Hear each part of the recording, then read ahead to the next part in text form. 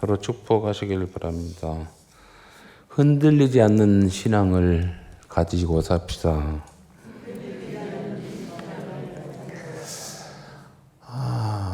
일상의 그 평안함 때문에 우리가 좀 사사로운 일로 인해서 아이고 나는 왜 이렇게 삶이 고로울까 힘들까 버거울까 이렇게 엄살을 떠는데 삶 속에서 주어지는 아픔이랄지 어떤 물질적인 빈곤함이랄지 이런 것들은 하나님 앞에서 크게 그렇게 엄살 떨 일이 아닙니다. 흔들릴 일도 아니고 다른 나라의 그 지금 벌어지는 일들을 우리가 지금 겪고 있다면 불평할 수가 없는 것들이죠.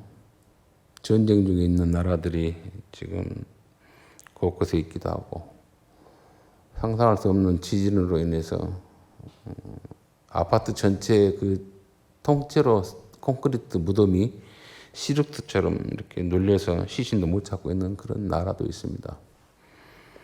거기에 비하면 이게 행복하다고 할 것인가, 감사하다고 할 것인가, 감히 그분들에게 빗대어서 행복하고 감사하다라고 말한 것 자체도 죄송스러운 그런 상황이죠.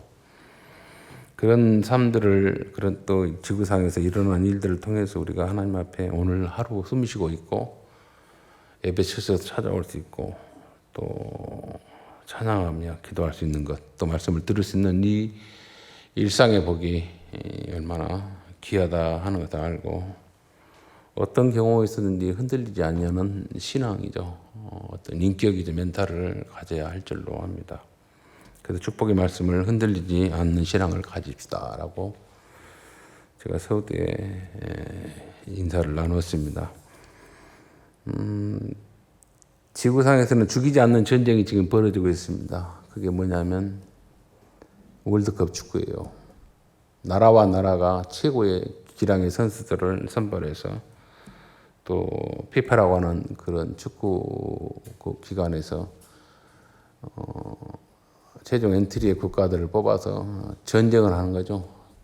축구 공으로 전쟁하는 겁니다. 죽이는 일은 않지만 그 공을 넘으로 인해서 그 나라의 모든 자존감이 또 어떤 기쁨이 폭발하는 그런 또 모든 근심, 염려, 걱정이 축구 선수들의 승리로 인해서 녹아내리는 위로를 받는 그런 경기들이 지금 벌어지고 있습니다.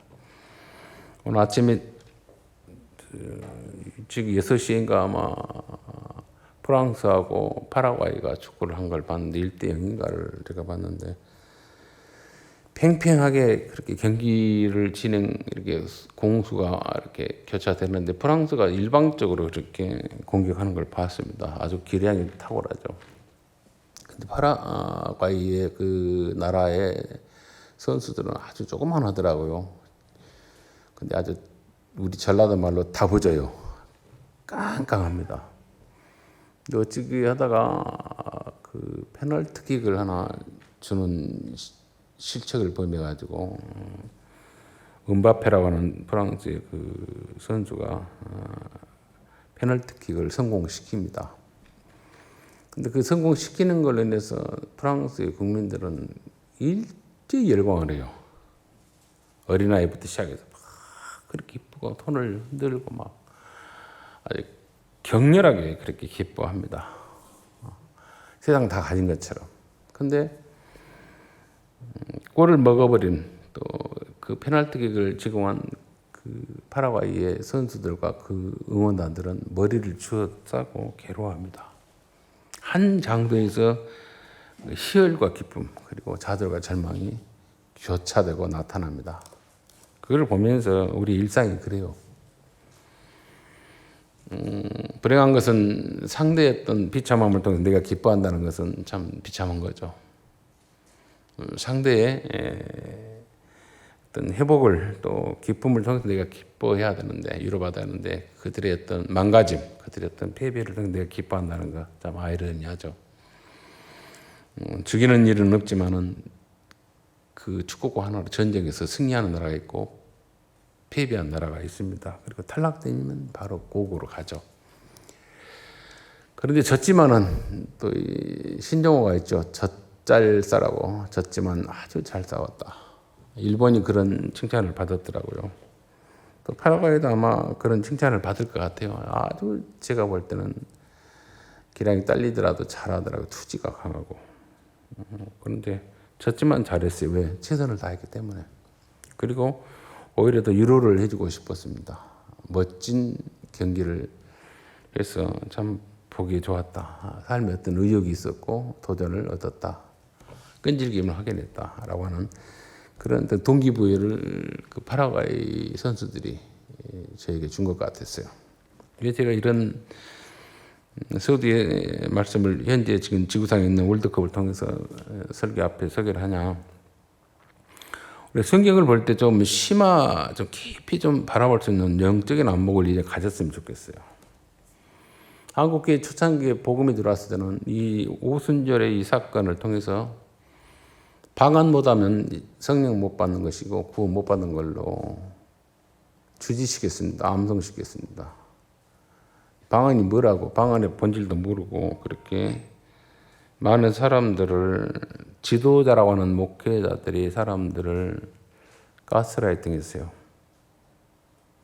온 뜻도 모르고 어떤 의미도 모르고 그렇게 사람들을 겁박을 했습니다. 그리고 심적인 부담을 줬습니다. 오순절 날이라고 하는 그 절기는 구약에 보면 77절이라 하기도 하고 맥추절이라고 하기도 합니다. 우리가 절기상에 지금 우리나라의 절기는 아니지만 성경상의 절기로는 맥추절 절기입니다. 부활절 이후에 49일이 지나고 오늘 50일째 주님의 천상의 보좌에 올라가신 이후에 임하신 성령에 임재한 날이죠.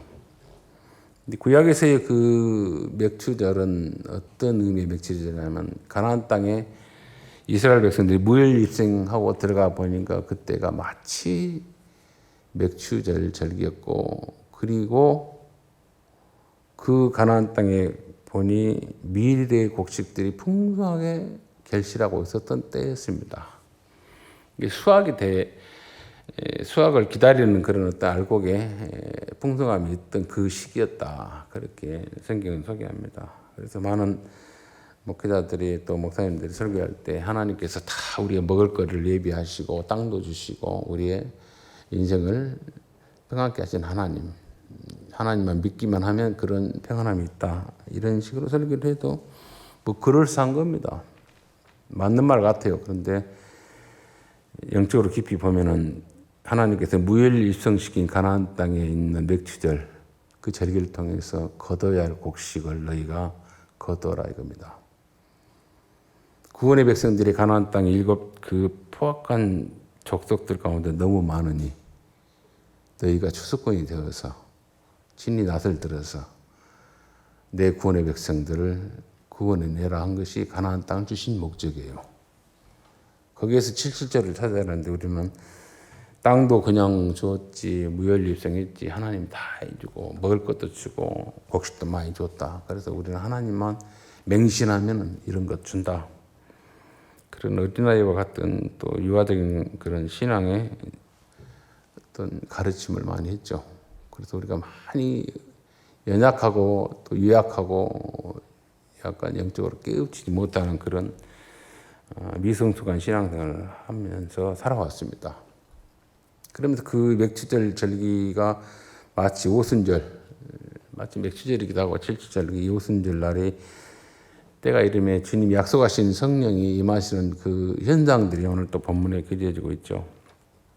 그러면 신약의 맥추절이기도 하고 또 77절이기도 하는 이 절기를 통해서 우리가 또한 어떻게 인식하고 있냐.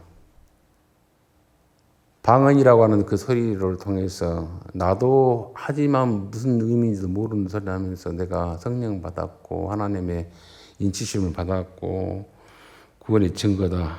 착각에 빠지고 그걸 보여주려고 하는 억지스러운 일들을 많이 했습니다.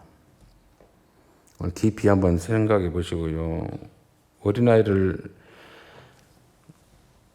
젊은 엄마가 아이를 낳았을 때 그 아이가 옹알이를 하기 시작할 때 기뻐합니다. 이 아이가 벙어리가 아니구나. 하면서 마침내 첫 마디가 엄마 그래요. 그래서 아빠 소리 나중에 후회하죠. 그러면서 기뻐하죠. 여보, 우리 아이가 나한테 엄마라고 했어. 기뻐합니다. 자기가 늘 가까이 있으면서 주지시켰던 단어죠. 엄마. 그 아이가 하면서 따라가서 엄마라는 소리를 합니다. 마치 이 방언이라고 하는 것이 옹알이와 같은 소리예요. 그 대화를 통해서 말문이 트인 걸 통해서 그 아이가 엄마를 말했다고 해서 다 성숙한 건 아니에요. 그 엄마의 위치까지 가기까지는 많은 지식을 습득해야 되고 대화를 해야 되고 인식의 변화가 있어야 합니다. 한 사람이 되기 위해서는 많은 것을 제공받아야 되고 가르침을 받아야 되고 성숙해야 돼요. 그리고 비로소 그 엄마가 그 아이를 낳아서 키우는 그 수준까지, 아니 더 깊은 삶의 형태까지 들어가야 하는데 우리는 마치 우리 애기가 엄마 했다고 거기에 계속해서 늙어 돌아가실 때까지 엄마 하고 있어요. 그게 이 한국교회에서 가르치는 잘못된 방언의 수준이었어요. 당신 그런 옹알이 할 수 있냐? 그러면서 성장하지 못해요. 여러분들이 지금 이 설교를 들을 때 좀 깊이 생각해 보셔야 되고, 왜냐하면 들을 만한 기가 있을 때 제가 이 설교를 하고 싶었어요. 왜 듣지 못할 때, 들을 만한 것이 없을 때는 시험 아닌 뭔가 혼란스러움이 있어서 그래요. 저는 결코 2단도 아니고 3단도 아니고 5단도 아닙니다. 하나님의 말씀을 깊이 묵상하고 그 말씀을 통해서 우리의 생각과 우리의 삶의 인생을 예수로 인하여 기뻐하고 즐거워하고 든든히 서게 하려고 하는 일에 저는 최선을 다하는 가이드일 뿐이고 소개자일 뿐입니다. 알고 가자 이거죠. 알고 예수님 믿고 알고 신앙생활을 하자는 겁니다. 축구 경기에서 한쪽에서는 기뻤고 한쪽에서는 좌절을 했어요. 그걸 보면서 그게 뭐라고? 그 기쁨도 잠시잖아요. 그게 뭐라고? 그러면서 큰 안목을 볼 수 있는 눈이 있어야 돼요. 우리 인생이 한 번은 좌절이 있으면 한 번은 또 기쁨이 있다. 그 반복되는 가운데서도 흔들리지 않아야 한다 이거죠. 그런 신앙, 그런 어떤 영적인 각성이 우리 가운데 있어야 돼요. 그걸 우리가 확보를 하면 어떤 수냐면 세상의 어떤 안목으로는 안 됩니다. 세상의 어떤 철학과 사상으로는 안 됩니다. 하나님의 영이 임하면 흔들리지 않는, 일희일비 안 해요. 기쁨이 있어서는 같이 기뻐하고 울 일이 있으면 같이 울 수 있는 여유로움이 있고 큰 영적인 포부가 있어요. 여백이 있습니다. 제가 이 말씀을 경험했던 내용 가운데 한 말씀을 하면 여러분들 알아차리시고 나는 그보다 더 귀한 존재라는 것을 눈치채야 됩니다. 제가 모친이 한 80일 만에 지금 나왔어요. 관석에서 끄집어내놓고 여기 올라와 계십니다.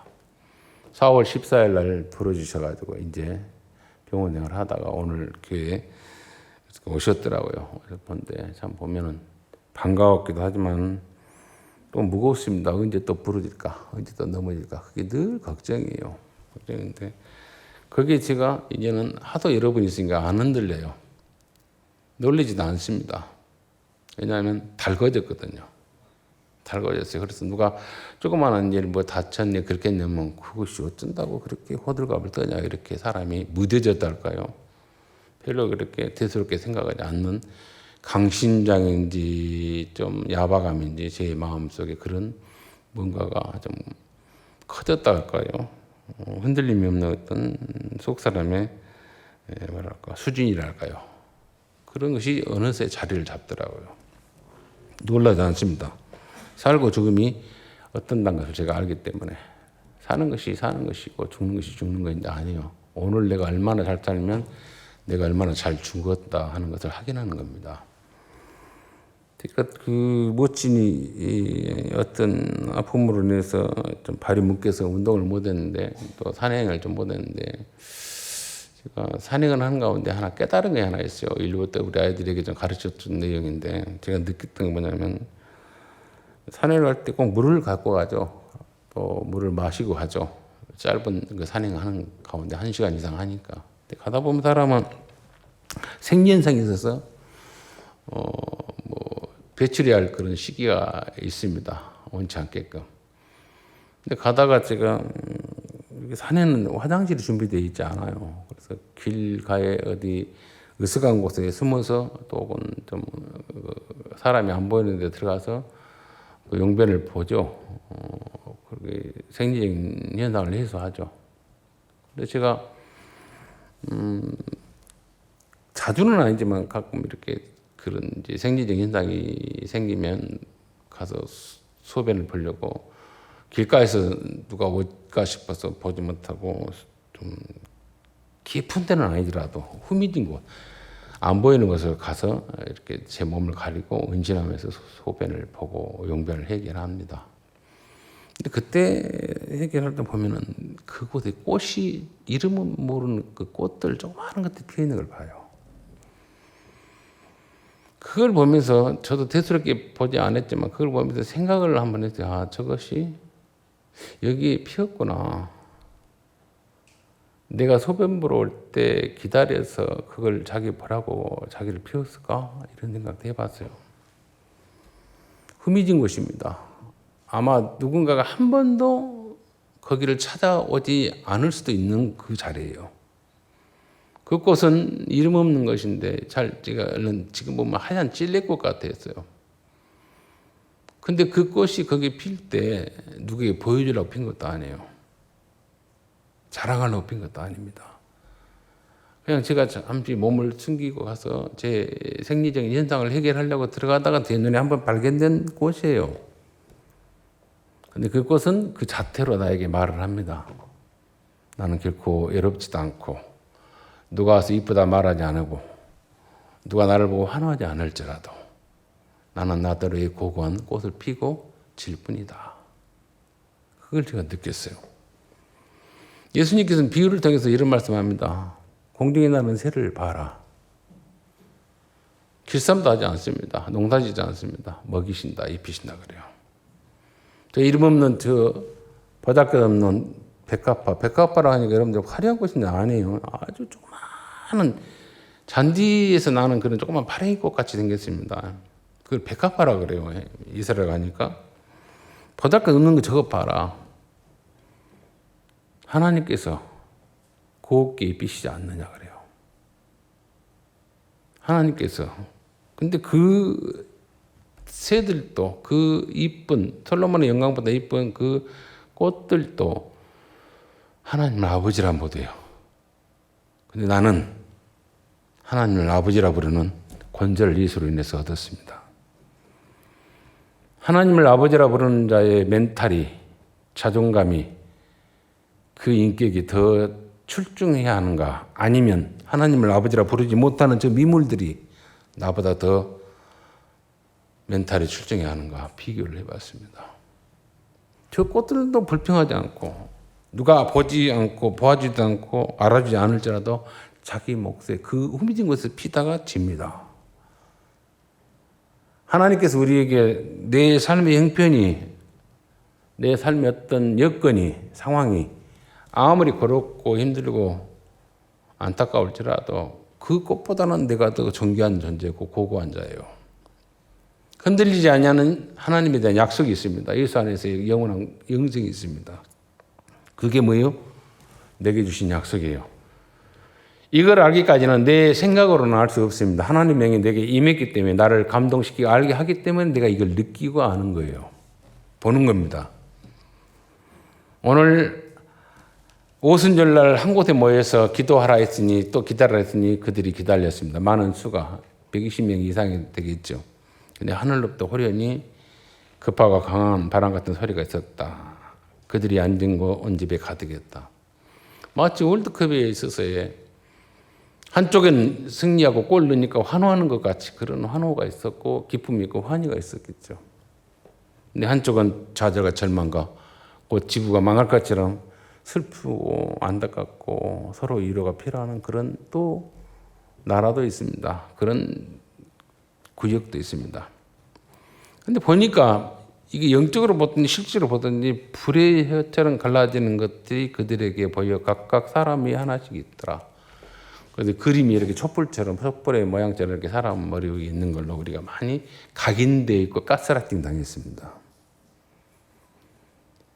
하늘의 뜻이 각 사람들 속에 임하니까 너희는 세상의 빛이라 그랬어요. 빛은 어둠을 제거하기도 하고 분별을 하는 것입니다. 각각 사람들이 어둠 속에 있는 사람들의 머리 위에 불이 임하니까 흑암이 제거되어지고 혼돈이 제거지고 질서 있는 사람으로 각성해지더라 이겁니다. 그걸 상징하고 싶어 하는 거예요. 빛의 사람이 되니까 너희는 세상의 빛이라 그랬습니다. 어둠이 아니에요. 빛이다. 분별력을 제공하고 옳고 그름을 제공하는 자다. 성령이 임해야만이 오는 현상들이에요. 각성들이에요. 주님이 말씀합니다. 요한복음 14장의 7절에 진리의 영이 임하시면 분별하게 된다 그래요. 요한복음 16장에도 말씀합니다. 7절에 14절에 영적인 비밀을 알고 들을 귀가 있고 깨달음의 눈이 뜨인다 그래요. 뭘로 들으니까 모든 만물의 이치 돌아간 걸 보면 들을 수 있고 볼 수 있어요. 깨달아요. 그러면서 한 사람의 사람으로 흔들리지 아니하는 하나님의 형상을 회복해 갑니다. 저 꽃들도 저 보다끝는 미모들도 걱정하지 않은데 내가 왜 걱정을 하고 살아가는가. 결코 시기하거나 결코 좌절하거나 결코 아파하지 않고 홀로 외로이 고고하게 피다가 누가 안 찾아주는데도 피다가 집니다. 그런 꽃 아무것도 아닌 것도 저렇게 당당하게 사는데 나는 하나님을 아버지라 부르는 자로 인해서 왜 당당하지 못할까? 그것은 하나님의 영이 임하면은 그 당당함을 찾을 수 있어요. 오늘 말씀에 보면 그런 말씀을 합니다.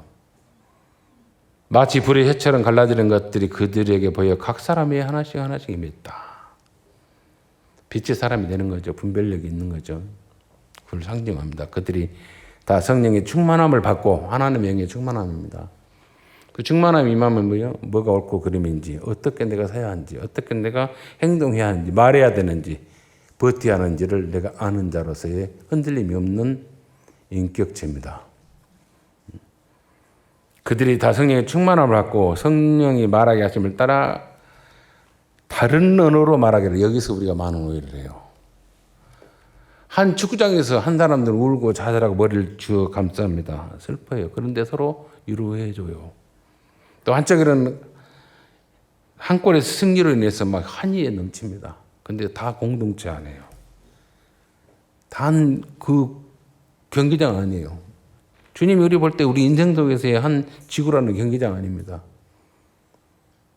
한쪽에서는 위로를 받았니? 한쪽에는 좌절했니? 그걸 다 주님 보고 계세요. 그러면서도 최선을 다했으면 그걸로 만족하면 됩니다. 최선을 못했으면 다시 한번 도전하면 됩니다. 그게 성숙한 자들이 해야 할 행동 방침이에요. 삶의 어떤 가치관들이고 우리가 갖춰야 할 인격들입니다. 이것을 주님이 우리에게 말씀하고 싶어 하는 거예요. 그들이 다 성령의 충만함을 받고 성령이 말하게 하심을 따라 다른 언어로 그랬어요. 말이라고 하는 것은, 대화라고 하는 것은 다른 게 아닙니다. 소통하기 위해서 주어지는 거예요.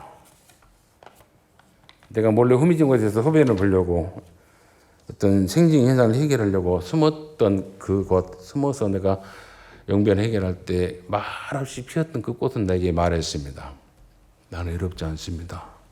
나는 나대로 피고 나대로 치고 누가 칭찬했다 안 해도 찾아올지 안 해도 나는 나의 몫을 할 것입니다. 라고 말했어요. 말이라고 하는 것이 대화가 꼭 있어서 말을 해서 말이 아니에요. 버티고 있는 것도 말입니다. 참고 있는 것도 말이에요. 하나님이 견디게 하시니까 견디는 것도 말이에요. 나는 이렇게 힘들고 구질구질하고 어렵고 고통스럽고 그건 사치스러운 거예요. 그런 가운데서 묵묵히 버티고 있는 것. 참, 나 같으면 못 살겠는데 버티고 있는 것. 당신 그 버틴 걸로 인해서 내게 말해준 거예요. 하나님이 당신을 붙들고 있고 성령이 당신을 견디게 하니까 견딘 것을 내가 엿봅니다. 이게 말이에요. 어떤 식으로 내가 뭐 옹알이 한 걸로 말한 게 아니에요. 그걸로 인해서 내가 하나님의 영이 충만함에 던져봤다고 생각하지 마시고 버티는 겁니다. 견디는 겁니다. 할 수 있으면 나로 인해서 그 사람이 위로를 받게 하는 겁니다. 웃게 하는 거예요. 그게 말이에요. 다른 언어입니다. 우리가 누군가 표시를 해줘야 돼요. 나도 버티니? 당신도 버틸 말이지 않겠습니까? 이게 말이라고요. 이게 하나님의 영이 임한 자, 성령이 충만하게 불이 임한 자의 분별력이고 삶의 가치고 방향입니다. 여전히 옹알이 하다가 이상한 소리 하다가 그것이 하나님의 영 받으면서 수준 없는 걸 무슨 문제가 터지고 전쟁이 나고 기근이 나니까 죽겠네 살겠네 이런 격없는 수준 떨어진 미약한 신앙이 아니라 어떤 환경 속에서 죽음도 두려워하지 않냐는 영적인 눈을 뜨고 오늘 한날을 많은 사람들에게 희망과 소망과 기쁨과 위로를 줄 수 있는 그런 사람으로 서는 것. 이게 하나님의 영이 임하는 자들, 그 임함에 은혜를 얻는 자들의 삶의 자세예요. 그래서 말이 있습니다. 너 그 꽃 봤냐? 아니 못 봤는데요. 나는 봤는데 많은 사람들이 그 꽃을 안 봤고 나 혼자만 봤다 할지라도 그 꽃은 나를 위해서가 아니라 그 스스로를 위해서 피었고 또 그 자체로 자기 삶을 살았고 마쳤을 뿐이에요.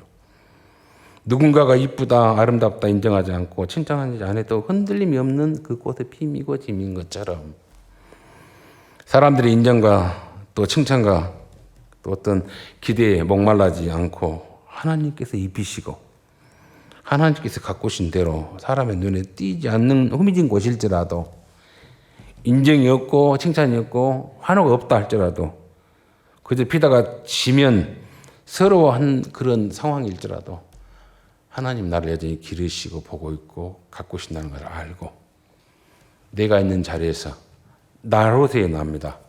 구원받은 자로서 나로 굳굳이 사는 거예요. 버티는 겁니다.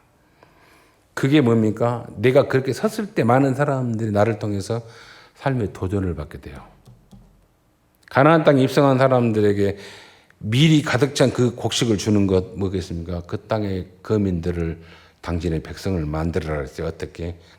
총과 칼로가 아니라 너희의 거룩함으로 너희의 진실함으로 너희 하나님 사람의 형상으로 그게 가나안 땅을 허락하신 하나님의 입성의 목적이에요. 우리에게 성령을 주신 것도 마찬가지예요. 여전히 옹알이도 멈추지 마시고 나은 사람이 하나님의 영에 충만하여서 나로 통해서 내가 꼭 말을 하지 않더라도 나의 어떤 인내력이랄지 또 참음이랄지 성소감이랄지 견딤을 통해서 미소 짓게 하는 걸 통해서 위로의 어떤 모션을 통해서 그가 다시 한번 삶의 도전을 받을 수 있다면 거기에 내 남은 생에 신앙의 가치관을 두고 나의 이 보잘것없는 모습을 통해서 많은 사람들이 하나님을 엿볼 수 있고 예수의 구원을 또 하나님의 영의 역사하심을 경험할 수 있다면 그때 나를 보고 하나님의 구원을 갈망하는 자가 있다면 그것이 내가 거둬야 할 추수의 내용들이고 열매들이고 곡식들입니다. 오늘 또 복된 모티브를 제공하고 삶의 도전을 줄 수 있는 정말 기억하십시오. 제가 용변이 매롭지 않았으면 발견하지 못했고 보지 못했던 한 번도 눈에 띄지 못하고 사라질 그 꽃도 당당했던 것처럼 그 이상의 신분이고 격이고 그리고 약속이 있는 우리로서 어느 곳에 주님이 나를 던져놔도 꿋꿋이 흔들림 없이 믿음을 가지고 많은 사람들에게 소망과 위로와 기쁨과 웃음을 제공할 수 있는 하나님의 사람으로 살아가는 저와 여러분이 되시기를 주 이름으로 축원을 드립니다. 자비로우신 우리 아버지 은혜 감사합니다. 맥주 절기를 통해서 오순절의 절기의 임하심을 통해서 우리가 깊이 주의 음성을 사모했습니다. 보잘 것 없었습니다. 두서가 없었습니다. 그래도 느낄 수는 있습니다. 날아가는 그 공중에 있는 새들도 또 저 들에 핀 꽃들도 하나님을 아버지라 부르지 못한 것들이지만 그들을 먹이시고 입히신 하나님. 그런데 우리는 하나님 아버지라 부르는 구원의 백성이고 예수의 십자가에 보일 피가 그 증거입니다. 또 내가 하나님의 아버지라 예수가 나의 구주라고 고백할 수 있는 그 깨달음을 성령께서 내 인격을 주관하시고 다스리시고 성숙케 함으로 인하여 고백하게 한 자입니다. 입술로만 아버지라 하며 하나님을 아버지라 하지 않게 하시고 우리도 저 미물도 행할 수 있는 그 꿋꿋함과 흔들림이 없는 신앙의 견지를 믿음의 성숙을 이름으로 많은 사람들에게 여호와께서 그와 함께 계시고 그를 통해서 역사하고 있다는 것을 알리는 일에 우리의 남은 생에 쓰임 받도록 도우시고 우리의 믿음이 더 큰 성덕으로 나아가도록 변화되도록 결실하도록 우리를 사용하여 주옵소서. 주께서 할머니의 모든 권속들의 삶이 믿음이 신앙이 더 큰 성숙으로 복됨으로 아름다움으로 기쁨으로 변화되기를 소원하며 예수님 이름으로 기도하옵나이다. 아멘.